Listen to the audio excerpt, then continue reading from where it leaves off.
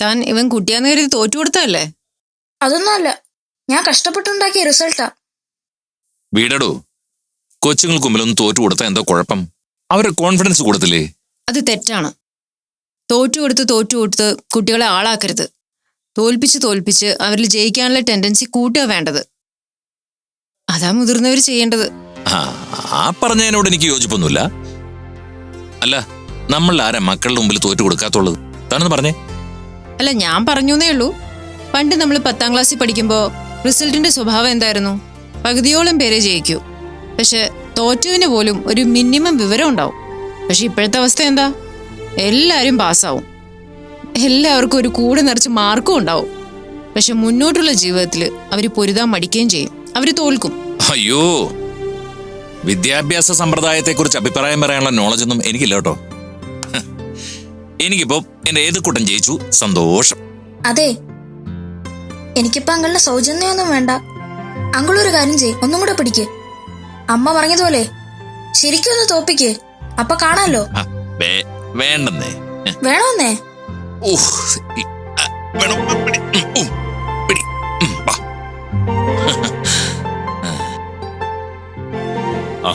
ഇതെന്താ പരിപാടി? ആ സേവിയറങ്ങളെ, ആനന്ദങ്ങളിലൂടെ ഒന്ന് പിടിക്ക്. അയ്യോ, ദേ ഇവൻ പഴയ പോലീസുകാരനാ, ഇവനോടൊന്നും ഞാൻ പിടിച്ചേക്കത്തില്ല. പിടിച്ചു നിക്കണം.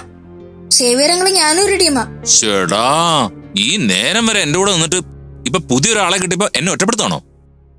അങ്കിളിന് കമ്പനിക്ക് അമ്മയില്ലേ? സംസാരിച്ചിരിക്കാതെ പിടിക്കാൻ നോക്ക്. എന്റെ ടീം റെഡിയാ. സേവിയറങ്ങളെ ഇരിക്ക്.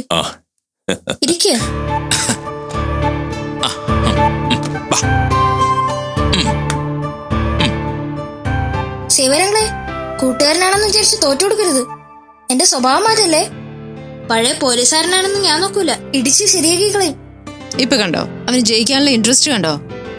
കുട്ടികളിൽ ഇത് ഉണ്ടാക്കണമെന്നാ ഞാൻ പറഞ്ഞത്. എന്നാ പിന്നെ കാണാം, പഴയ പോലീസുകാരനാണോ ബിസിനസ്സുകാരനാണോ ജയിക്കുന്നെന്ന്. വാ വാ, പിടി.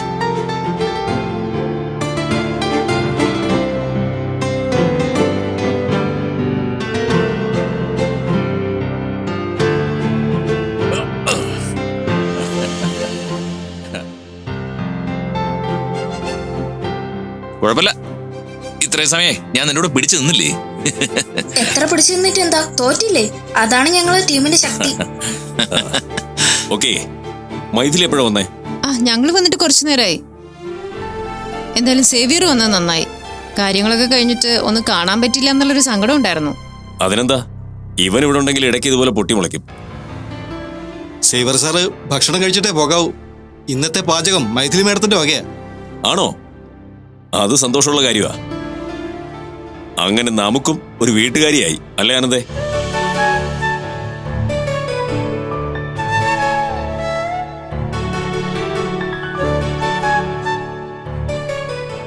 ഒന്നിക്കുമ്പോഴാ സന്തോഷം. അതിന് ഏറ്റവും വലിയ തെളിവായത്.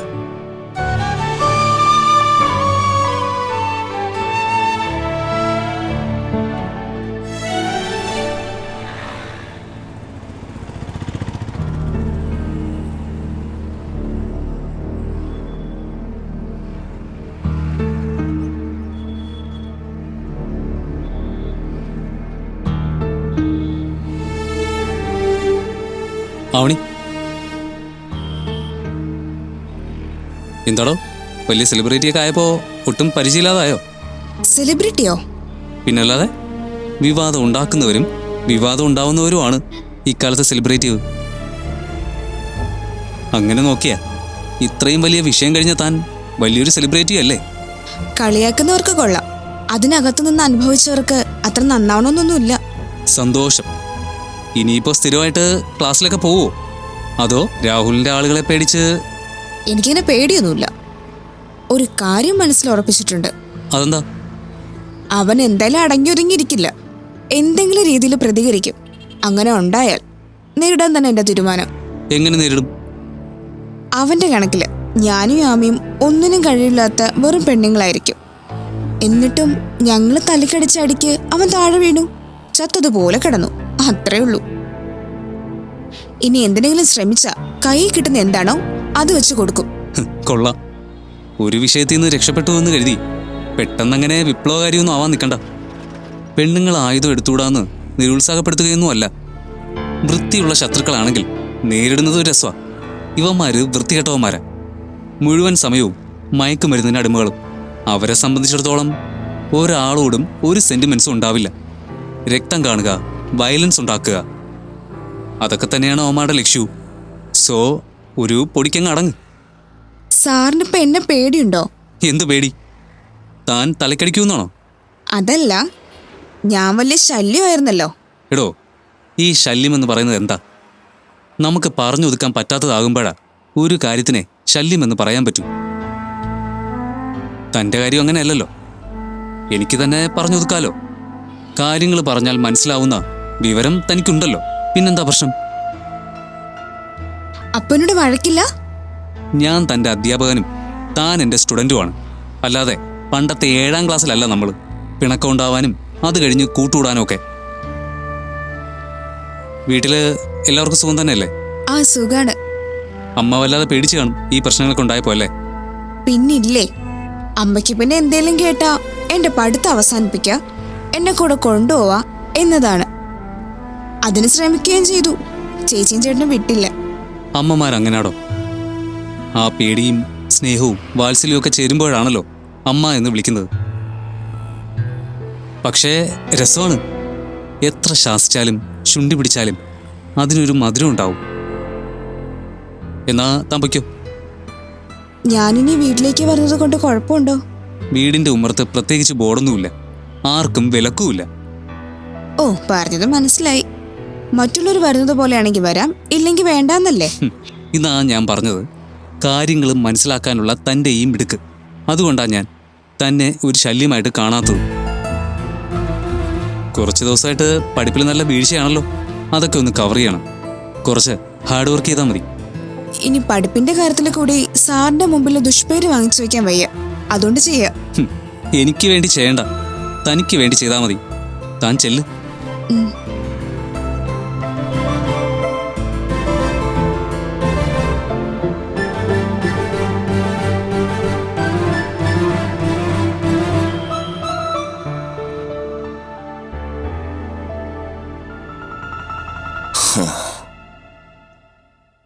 അങ്കിളിന് പുറത്തിറങ്ങാനുള്ള തീരുമാനമൊന്നുമില്ലേ?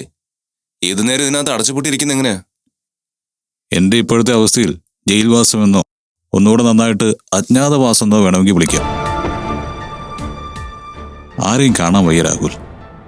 ഞാൻ തല എത്ര നിവർത്തി പിടിച്ചാലും നാണക്കേടിന്റെ അളവ് എന്നെ വിഴുങ്ങുകയാണ്. നമ്മുടെ യാത്ര കഴിഞ്ഞ് നമ്മൾ തീരുമാനിച്ചുറപ്പിച്ചതൊക്കെ നേരെയായിട്ട് മതി എല്ലാവരുടെയും മുന്നിലുള്ള പ്രത്യക്ഷപ്പെടൽ. അതുവരെ ഇങ്ങനെ പോട്ടെ. ഞാനൊന്ന് പുറത്തിറങ്ങി. എനിക്ക് പിന്നെ ഇതുപോലെ ആരെയും ഫേസ് ചെയ്യേണ്ട കാര്യമില്ലല്ലോ. വഴിയിൽ വെച്ച് ഞാൻ ഡോക്ടർ മൈഥിലിയെ കണ്ടിരുന്നു.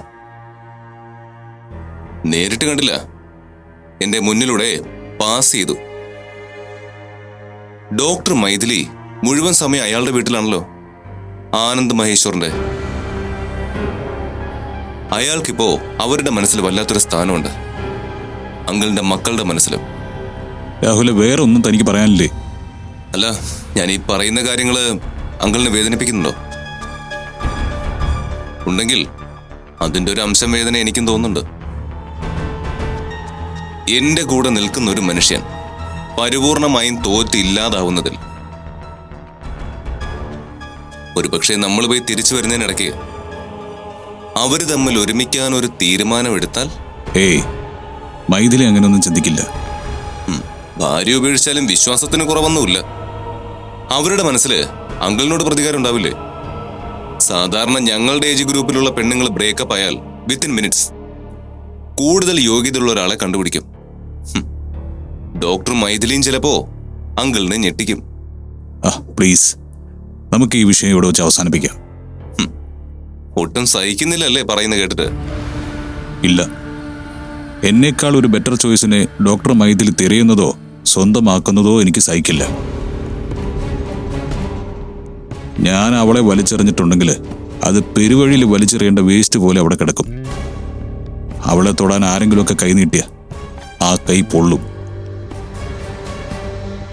പിരിയുമ്പോ ഒരു മര്യാദയ്ക്ക് പറയാം, എവിടെയെങ്കിലും പോയി ജീവിച്ചു വന്ന്. പക്ഷേ ഉള്ളിൻ്റെ ഉള്ളിൽ എവിടെ പോയാലും സമാധാനത്തോടെ ജീവിക്കരുത് എന്ന് തന്നെയാ. ഒരിക്കലെങ്കിലും ഡോക്ടർ മൈഥിലി എൻ്റെ ഈ കാലിൽ വീണ് കരയണം, കരഞ്ഞപേക്ഷിക്കണം. അങ്ങനെയുള്ള ഗതികേടുകളിൽ അവളെ ഞാൻ തള്ളിവിടും. പ്രതീക്ഷ നല്ലതാ, പക്ഷെ നടക്കുമെന്ന് എനിക്ക്. നടക്കും, നടത്തി കാണിച്ചിരിക്കും. ആകാശം തുറന്ന ബിസിനസ്സുകാരനാവണമെന്ന് ഞാൻ പറഞ്ഞിട്ടുണ്ട്. പക്ഷേ അതൊന്നും ആയില്ലെങ്കിലും ഞാൻ സഹിക്കും. തെരുവിൽ തെണ്ടേണ്ടി വന്നാൽ അതുപോലും. പക്ഷേ ഡോക്ടർ മൈഥിലി ഇനി ഒരു ചൂട് മുകളിലേക്ക് വെക്കുന്നത് എനിക്ക് സഹിക്കില്ല. ജീവിച്ചിരിക്കുമ്പോഴല്ല, ചത്താലും എൻ്റെ ആത്മാവ് പോലും സഹിക്കില്ല.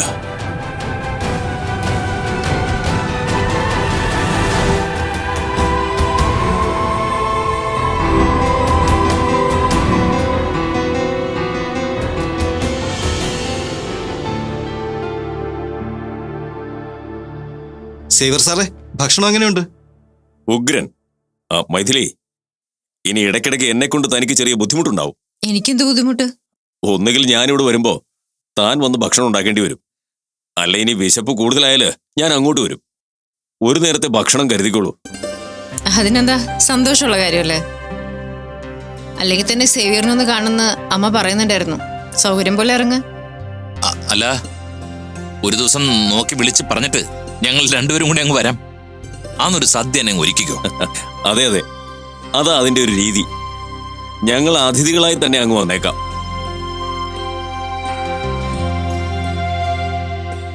ആ പിന്നെ യാമിമോൾ എവിടെയാ? ക്ലാസ്സിലാണോ? ക്ലാസ്സില്ല, അവൾക്ക് കോളേജിലൊരു വോളണ്ടിയർ ക്യാമ്പ് നടക്കുന്നുണ്ട്. സത്യം പറഞ്ഞാ യാമിമോളുടെ വിശേഷം ചോദിക്കാൻ ഞാനും മറന്നു. അല്ല, ആളെങ്ങനെ, ഹാപ്പിയാണോ? ചേച്ചി കൂട്ടുകാരുടെ അടുത്തൊക്കെ നല്ല ഹാപ്പിയാ. അമ്മയോട് ഞാനാ പറഞ്ഞത് ചേച്ചി നിർബന്ധമായിട്ട് ക്യാമ്പിൽ വിടണമെന്ന്. അപ്പം ചേച്ചി വിഷമൊക്കെ മറക്കുമെന്ന്. നീ അങ്ങനെ പറഞ്ഞോ? പിന്നെ പറഞ്ഞില്ലേ? അന്തേ ഇവൻ കള്ളം പറയാ. യാമിമോളെ അങ്ങോട്ട് പറഞ്ഞയച്ചതിന് എന്തായിരുന്നു എന്റെ ബഹളം എന്നറിയോ? പോയ ദിവസം തന്നെ തിരിച്ചു വിളിക്കാൻ പറഞ്ഞ മുതലാ. അങ്ങനെയാണോ ഏതുകുട്ട? അമ്മയ്ക്കെന്താ ഞാൻ പറയുന്നതൊന്ന് സമ്മതിച്ചു തന്നാല് ഒന്നും സമ്മതിച്ചു തരില്ല. ഏതുകുട്ടാ, അതിനൊരു വഴിയുണ്ട്. എന്താന്ന് പറഞ്ഞാ, ഈ ആങ്ങളമാരുണ്ടല്ലോ, അവർക്ക് പണ്ട് മുതലേ ചില ഡ്യൂട്ടികളുണ്ട്. അതെന്തൊക്കെയാ? നമുക്കൊരു പെങ്ങളുണ്ടെങ്കിൽ അവളുടെ സുരക്ഷിതത്വം, അതാണ് നമ്പർ 1. പിന്നെ പെങ്ങള് കുട്ടിയോടുള്ള സ്നേഹം, അതിലൊരു വീഴ്ച ഉണ്ടാവാൻ പാടില്ല. സ്നേഹം എന്ന് പറഞ്ഞാ സ്നേഹിച്ചങ്ങ് കൊല്ലണം. വേറെ ആരെ വേദനിപ്പിക്കേണ്ടി വന്നാലും ആങ്ങളയെ വേദനിപ്പിക്കാൻ പറ്റില്ല എന്ന് പെങ്ങളെ കൊണ്ട് പറയിപ്പിക്കണം. അപ്പൊ എന്താ സംഭവിക്കുക? പെങ്ങൾക്ക് എന്തു പ്രശ്നം ഉണ്ടായാലും അവളത് ആങ്ങളയോട് പറയും. സേവിയറിന് പെങ്ങളുണ്ടോ? ഉണ്ട്. അവളിപ്പോ വിദേശത്താ, US. ഇതേപോലെയൊക്കെ ആയിരുന്നോ പെങ്ങളോട്? പിന്നെ സത്യം പറഞ്ഞ അവള് ഭർത്താവിനോടൊപ്പം വിദേശത്ത് പോകാൻ തീരുമാനിച്ചിട്ട് 2-3 ദിവസം ഞങ്ങൾ രണ്ടുപേരും വലിയ പ്രഷറിലായിരുന്നു. എനിക്കൊട്ടും വിശ്വാസം ഉണ്ടായിരുന്നില്ല അവൾ അവിടെ നിൽക്കുമെന്ന്. പിന്നെ ഇപ്പൊ പതുക്കെ പതുക്കെ അങ്ങ് ശീലമായി. പക്ഷേ ഇപ്പൊ എന്റെ ചുമതലകൾ ഞാൻ അളിയന്റെ ചുമലിലേക്ക് അങ്ങ് വെച്ചു മാറി. അങ്കിള് നോക്കിക്കോ, ഞാൻ അമ്മച്ചേച്ചി സ്നേഹിച്ച് കൊല്ലും. ഈ അമ്മേച്ചി ആരെങ്കിലും എന്തെങ്കിലും പറഞ്ഞാലേ ഇടിച്ചു തൂക്കും ഞാൻ. അമ്മേ, ചേച്ചിയുടെ കാര്യം ഞാൻ നോക്കിക്കോളാം കേട്ടോ. ആയിക്കോട്ടെ. ഇവിടെ ഇരുന്ന് വീരവാദം അടിച്ചാ പോരാ, ചെയ്യാൻ പറ്റണം. കേട്ടല്ലോ? അതൊക്കെ ഏതുകൂട്ടം ചെയ്തോളും. അവൻ ആളൊരു കിടിലല്ലേ. അല്ല, കുറെ നേരമായിട്ട് ആരും ഭക്ഷണത്തിൽ തൊട്ടിട്ടില്ലല്ലോ. ഭക്ഷണം കഴിക്കാൻ നോക്ക്.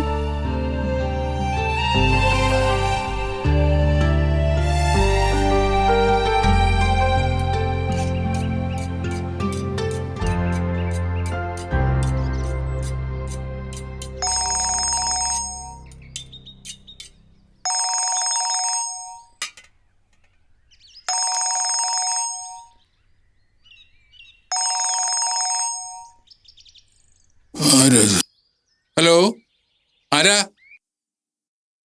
ഞാൻ അംബിക ഗംഗാധരേട്ടാ. എന്തൊക്കെയാ വിശേഷങ്ങള്? അവിടെ വന്നിട്ടുണ്ടെന്ന് ഞാൻ അറിഞ്ഞു. എന്നിട്ടൊന്ന് വിളിക്കാനോ വരാനോ തോന്നിയില്ലല്ലോ. ഓരോരുത്തർക്കും അവരവരുടെ തിരക്കുകളില്ലേ. ഇവിടെയാണെങ്കിൽ എന്റെ കൂടെ ഒരുത്തനുണ്ടായിരുന്നല്ലോ, കണ്ണൻ. അവനാണെങ്കിൽ അവന്റെ ഒരു അകന്ന ബന്ധുവിന്റെ വീട്ടിൽ പോയിരിക്കുക.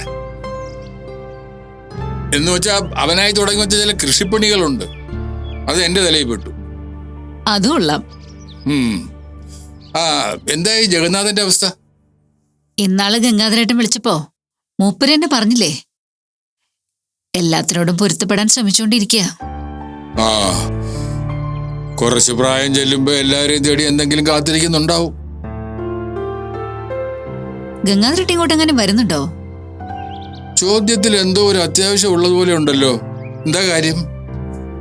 അല്ല, മൈഥിലിയുടെയും കുട്ടികളുടെയും ഒരു കാര്യം സംസാരിക്കാൻ വേണ്ടിയായിരുന്നു.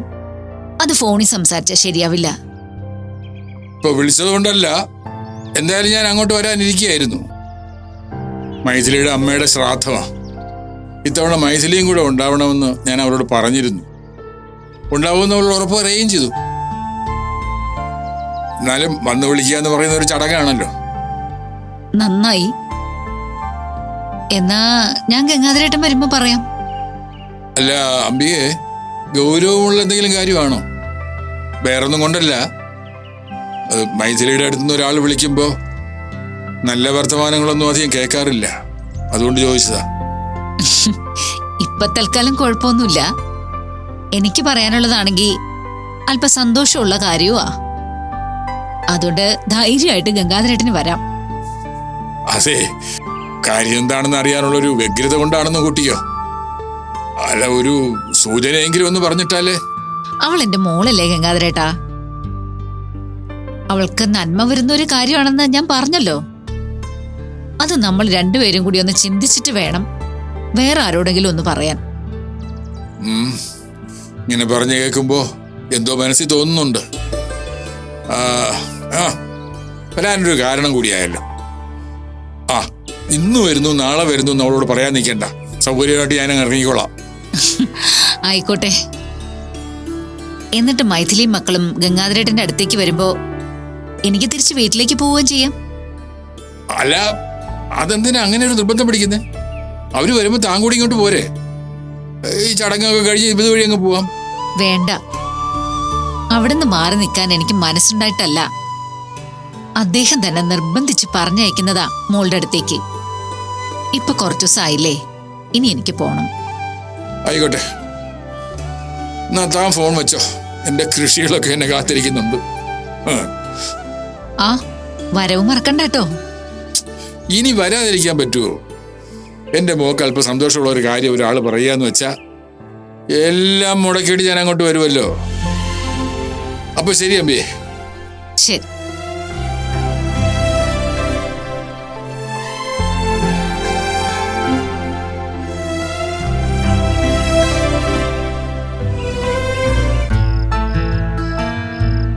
ആ കുട്ടിയുടെ അവസ്ഥ കേട്ടപ്പോ വല്ലാതെ തോന്നിയായിരുന്നു. നമ്മുടെ എല്ലാം സുഖത്തിനു വേണ്ടി ഒരാൾ ദുഃഖം അനുഭവിക്കുക കഷ്ടം, അല്ലാതെ എന്തോന്ന് പറയാൻ. ആ കുട്ടിയെ സഹായിക്കാനുള്ള ബാധ്യത നമുക്കുണ്ട്. അങ്കിൾ, സ്നേഹി ഇന്ന് എന്നോട് കുറേ നേരം സംസാരിച്ചു. കുറേ ദിവസങ്ങൾക്ക് ശേഷമാണ് ഞാനും സ്നേഹിയും മോളും കുറേ സമയം ചെലവഴിച്ചത്. അതൊരു സന്തോഷത്തിന്റെ സമയം മാത്രമായിരുന്നു. അതുകൊണ്ട് ചൈതന്യ ഇനി എത്ര അപകടത്തിൽപ്പെട്ടാലും ഇനി എൻ്റെ ഭാഗത്തുനിന്ന് ചൈതന്യെ സഹായിക്കാൻ ഒരു നീക്കം ഉണ്ടാവില്ല. അരുൺ, കുടുംബം നഷ്ടപ്പെടുമ്പോഴുള്ള വേദന കഴിഞ്ഞ കുറേ നാളുകളായിട്ട് ഞാൻ അനുഭവിച്ചുകൊണ്ടിരിക്കുക. സ്നേഹിയാണോ ചൈതന്യാണോ വേദനിപ്പിക്കേണ്ടതെന്ന് ചോദിച്ചാൽ ഒരല്പം സങ്കടത്തോടെ എനിക്ക് ചൈതന്യെ തിരഞ്ഞെടുക്കേണ്ടി വരും. അരുൺ, എന്താ താനീ പറയുന്നത്? ഈ കുടുംബം ഇല്ലാതാക്കാൻ എനിക്ക് പറ്റില്ല. സ്നേഹയും ട്രീസയും തരുന്ന ഈ സ്നേഹം വേണ്ടെന്ന് വെക്കാൻ എനിക്ക് പറ്റില്ല. അപ്പോൾ ഞാൻ ബോധപൂർവം തന്നെ ചിലർക്ക് നേരെ കണ്ണടച്ചേ പറ്റൂ. ചൈതന്യ ഇനി എൻ്റെ ജീവിതത്തിലൊരു വിഷയം ആവരുത്. ഇത് ഞാൻ ഫാദറിനോടും പറഞ്ഞോളാം. ഞാനിതാ ഇന്നു മുതൽ എല്ലാം മറക്കുന്നു എന്ന് പറയാൻ എളുപ്പമാ, പക്ഷേ അത് നടത്തിയെടുക്കുന്നത് ചെറിയ സംഭവമല്ല. ഞാൻ നടത്തിയെടുക്കും. എൻ്റെ മനസ്സിനെ കല്ലാക്കി ഒരു തീരുമാനം എടുക്കാൻ എനിക്ക് പറ്റും. അങ്കിൾ, ദയവ് ചെയ്ത് ഈ വീട്ടിൽ വെച്ച് ഇങ്ങനത്തെ കാര്യങ്ങൾ സംസാരിക്കാണ്ടിരിക്കാൻ നോക്കണം. എന്താ ഇത്ര ഗൗരവമുള്ള കാര്യം? ആ, രണ്ടുപേരും കുറെ നേരം ആയാലോ സംസാരിക്കുന്നു. ഏയ് ഒന്നുമില്ലടോ. അത് വെറുതെ അച്ഛന്റെ മുഖം കണ്ടാൽ അറിയാം കാര്യത്തിന്റെ ഗൗരവം എന്താന്ന്. അതോ ഞാൻ ഇടപെടാൻ പാടില്ലാത്ത വല്ല വിഷയമാണോ? നിനക്ക് ഇടപെടാൻ പാടില്ലാത്ത വിഷയം എന്താ മോളെ? ഞങ്ങളിങ്ങനെ പൊതുകാര്യങ്ങളെ പറ്റി ചർച്ച ചെയ്തുകൊണ്ടിരിക്കുകയായിരുന്നു. നീ ഒരു ചായ എടുക്ക. എന്നെ പറഞ്ഞയക്കാൻ വേണ്ടി അച്ഛൻ ഇപ്പൊ ചായ കുടിക്കണ്ട.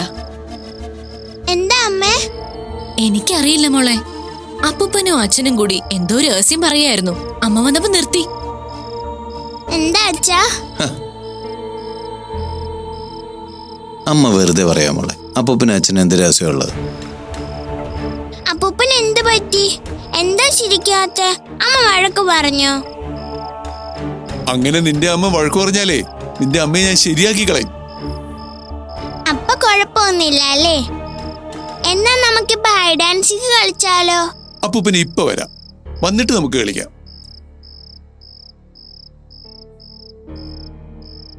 അച്ഛൻ എന്തോ ടെൻഷൻ ഉണ്ടല്ലോ. എന്തോ അറിയില്ല. ചിലപ്പോ നമ്മുടെ കാര്യം ഓർത്തിട്ടാവും. അരുൺ പറഞ്ഞില്ലേ നമുക്ക് കുഴപ്പമൊന്നുമില്ലാന്ന്? അത് ഞാൻ തുടക്കത്തിൽ തന്നെ പറഞ്ഞടോ. പിന്നെ എന്താണാവോ? നേരത്തെ ഫാദറിന്റെ അടുത്തായിരുന്നു. ഇനി അവിടെ എന്തെങ്കിലും പ്രശ്നം ഉണ്ടാവോ? അരുൺ ഫാദറിനെ ഒന്ന് വിളിച്ചു ചോദിച്ചേ. അവിടെ പ്രശ്നമൊന്നുമില്ലടോ. നമ്മുടെ സന്തോഷത്തിന് വേണ്ടി അങ്കിള് കുറച്ച് അകലം പാലിക്കുന്ന. എന്തിന്? എന്തിനാന്ന് ചോദിച്ചാ നമ്മുടെ സമയം നമുക്കായി വിട്ടുതരുന്നു.